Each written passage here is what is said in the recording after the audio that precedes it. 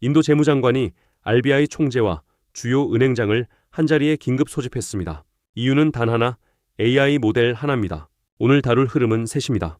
첫째, 인도가 아시아 세 번째로 미소스 AI 규제 도미노에 합류했습니다. 둘째, 맥킨지는 AI 에이전트가 2030년까지 5조 달러 규모 글로벌 커머스를 중개할 것으로 전망했습니다. 셋째, 오픈AI가 개인금융 AI 스타트업 히로를 인수해 챗GPT를 재무설계 창구로 변신시킵니다. 이 세 흐름이 한 장에 겹칠 때 어떤 그림이 보이는지 지금부터 풀어드립니다. 알고머니가 지난주부터 추적해온 미소스 규제 도미노에 인도가 합류했습니다. 4월 18일 글로벌 금융안정위원회 FSB의 금융안정성 리뷰, 19일 회원국 공식 공유, 23일 싱가포르 은행 보안 가이드라인에 이어 같은 날 인도 재무장관 시타라마니, RBI 총재와 정보기술부 메이티, 그리고 주요 시중은행장들을 한자리에 긴급 소집했습니다. 일주일 안에 4건의 규제 액션이 G20 핵심 금융 허브에서 연달아 나온 것입니다. 소집의 표면 이유는 엔스로픽의 프론티어 AI 모델 미소스입니다. 이 모델이 운영체제와 브라우저의 제로데이 취약점을 자율로 발굴하고 더 나아가 악용까지 시도할 수 있다는 우려가 글로벌 보안 연구자들 사이에서 확산됐기 때문입니다. 인도 정부의 메시지는 분명했습니다. 은행들은 즉시 IT 시스템 전수 보안 점검에 들어가고 고객 데이터 선제 방어 체계를 가동하라는 것입니다. 이 사건이 갖는 무게는 단순한 보안 점검 명령 그 이상입니다. 싱가포르 통화청 MAS, FSB에 이은 아시아 세 번째 공식 규제 대응이며 AI 모델 자체가 국가금융 시스템 안보 이슈로 격상된 첫 사례로 기록됩니다. 시장 관찰자가 주목하는 핵심은 패턴의 가속도입니다. 투자 측면에서 이 흐름이 만드는 구조적 변화는 사이버 보안 자본 지출입니다. 글로벌 은행권이 AI발 사이버 리스크에 대응하기 위해 IT 보안 예산을 구조적으로 늘릴 수밖에 없는 환경이 형성됐습니다. 시장 데이터는 이미 이 흐름을 반영하고 있습니다. 대표 사이버 보안 ETF인 핵은 78달러 9센트로 3.6% 조정받았고, 같은 카테고리의 CIBR은 66달러 59센트로 3.37% 하락했습니다. 두 ETF가 공통으로 비중 상위에 두는 팔로알토 네트워크스는 173달러 21센트로 4.4%, 크라우드 스트라이크는 445달러 39센트로 4.6%, 지스케일러는 132달러 97센트로 6.8% 하락하며 단기 차익 실현 압력을 노출했습니다. 당일 변동성은 거셌지만 애널리스트들은 규제 도미노가 G20 전체로 확산될 경우 사이버 보안 섹터의 2026년 실적 가이던스가 구조적으로 상향될 가능성에 주목하고 있습니다. 그런데 AI는 공격자 자리에만 있는 것이 아닙니다. 돈의 신경계 자체가 AI로 다시 짜이고 있습니다. 알고머니가 추적해온 AI 결제 인프라 테마가 이제 어드바이저 층까지 올라왔습니다. 4월 19일 X400이 AI 결제 프로토콜 공개, 20일 비자의 템포 앵커 검증자 합류, 21일 스트라이프가 자칭한 돈의 AWS, 22일 스테이블 코인 시장이 2035년 헬경 5천조 원 규모로 전망된 흐름의 연장선입니다. 오늘 코인데스크가 정리한 분석의 핵심은 이렇습니다.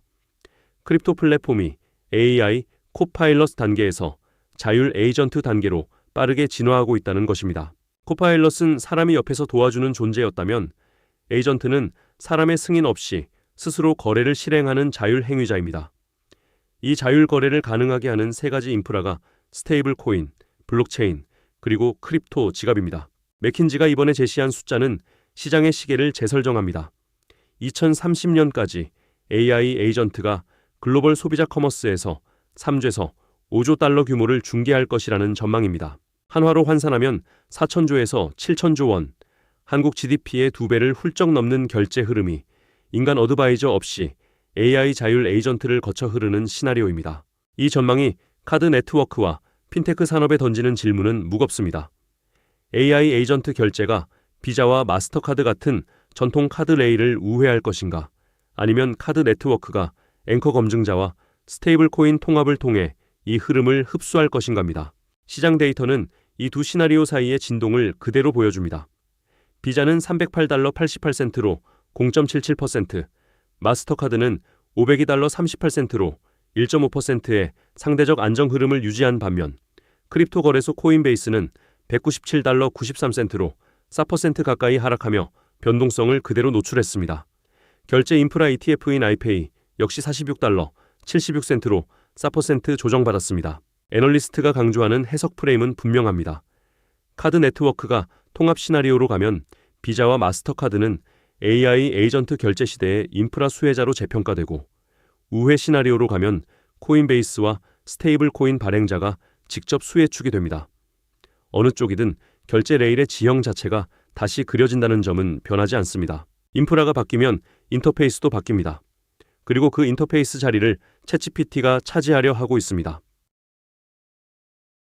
오픈AI가 4월 13일 개인금융 AI 스타트업 히로를 인수했습니다.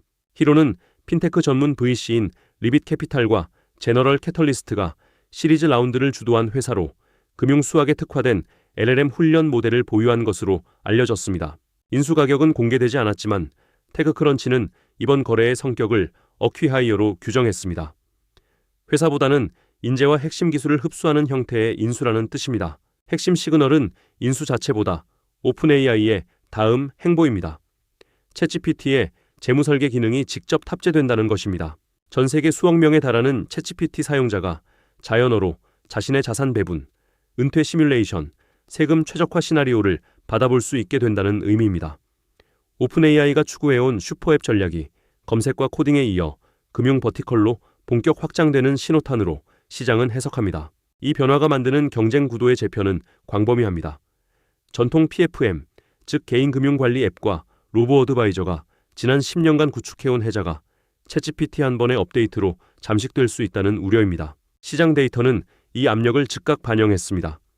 미국 최대 PFM 사업자 인투이트는 $383, 30센트로 6포인트, 2% 하락했고, 핀테크 브로커 소파이 테크놀로지스는 $18, 32센트로 3포인트 9%, 로빈후드는 $83, 54센트로 5포인트 5% 모두 큰 폭으로 조정받았습니다. 애널리스트들이 주목하는 핵심 지표는 두 가지입니다. 첫째, 챗GPT 금융 플래닝의 미국 5회 확장 시점입니다. 이 기능이 한국이나 유럽 시장에 진입하는 순간 해당 지역 PFM 사업자들의 해자는 즉시 재평가 대상이 됩니다. 둘째, 오픈AI가 단순 어드바이스 제공에 머물 것인지 아니면 실제 거래 실행과 자산 운용까지 통합할 것인지입니다. 후자라면 이는 단순 PFM 경쟁이 아니라 브로커리지 산업 전체를 흔드는 사건으로 발전합니다. 다만 시장이 동시에 보는 것은 오픈AI 방어선 시나리오입니다. 인투이트, 소파이, 로빈후드가 오픈AI와 적이 되기보다 API 통합 파트너로 자리 잡으면 이들 종목은 하방보다 상방 재평가가 가능하다는 시각도 분명히 존재합니다. 어느 쪽이든 핀테크 섹터의 해자 정의가 다시 쓰이는 분기점입니다. 새 뉴스를 한 장에 겹쳐보면 같은 그림이 드러납니다. 오늘의 새 뉴스를 한 줄로 압축하면 이렇습니다. AI는 돈을 세 개 층에서 동시에 다시 쓰고 있습니다. 첫 번째는 규제층입니다. 인도, FSB, 싱가포르가 일주일 안에 연쇄적으로 마이크로소프트 규제 액션을 발표했습니다. 두 번째는 인프라층입니다. AI 에이전트가 스테이블 코인, 블록체인, 지갑을 결제 신경계로 삼고 있습니다. 세 번째는 인터페이스층입니다. 챗GPT가 히로를 흡수하며 수억 명의 재무설계 창구로 자리 잡으려 합니다. 새 흐름의 공통축은 두 개의 비상장 프론티어 기업, 엔스로픽과 오픈AI입니다. 이들 자체는 시장에서 직접 살 수 없습니다. 하지만 이들이 만드는 충격파는 상장 종목군에서 분명한 수혜와 방어축을 만듭니다. 규제 스트레스는 사이버 보안 자본 지출을 구조화하고 AI 에이전트는 결제 레일을 재편하며 오픈AI 금융 진입은 핀테크 해자를 재평가시키고 있습니다.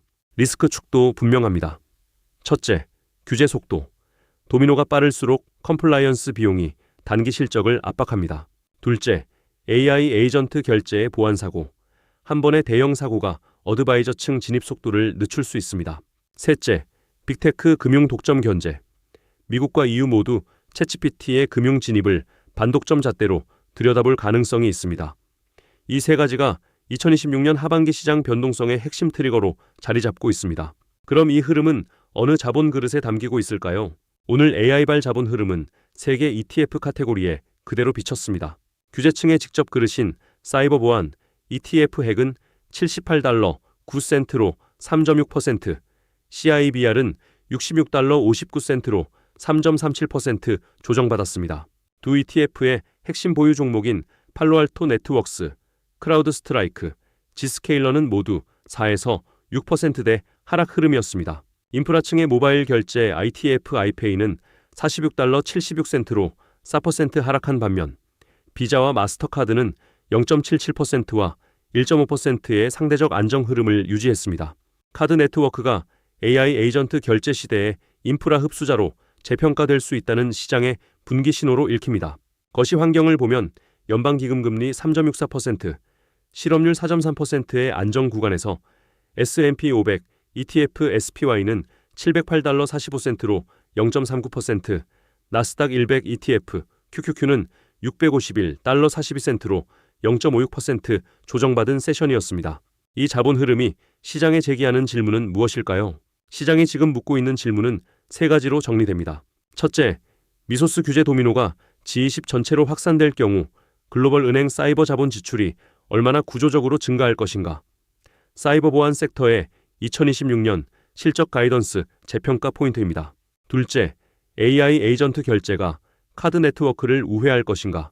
아니면 카드 네트워크가 앵커 검증자와 스테이블 코인 통합으로 이를 흡수할 것인가? 비자와 마스터카드의 다음 분기 가이던스가 이 분기점의 신호로 시장은 보고 있습니다. 셋째, 챗GPT 금융 플래닝이 미국 밖으로 언제 확장될 것인가?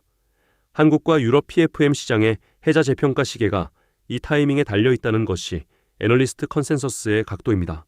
데이터가 시사하는 것은 분명합니다. 오늘 새 뉴스는 분절된 사건이 아니라 AI가 금융을 삼키는 하나의 연속 서사입니다. 오늘의 한 문장으로 마무리합니다. AI는 돈의 규제층, 인프라층, 인터페이스층을 같은 분기 안에 동시에 다시 쓰고 있습니다. 이 세 축이 어떻게 맞물리는지 계속 추적해 드리겠습니다. 이 흐름을 놓치지 않으려면 지금 구독과 알림 눌러주시면 됩니다.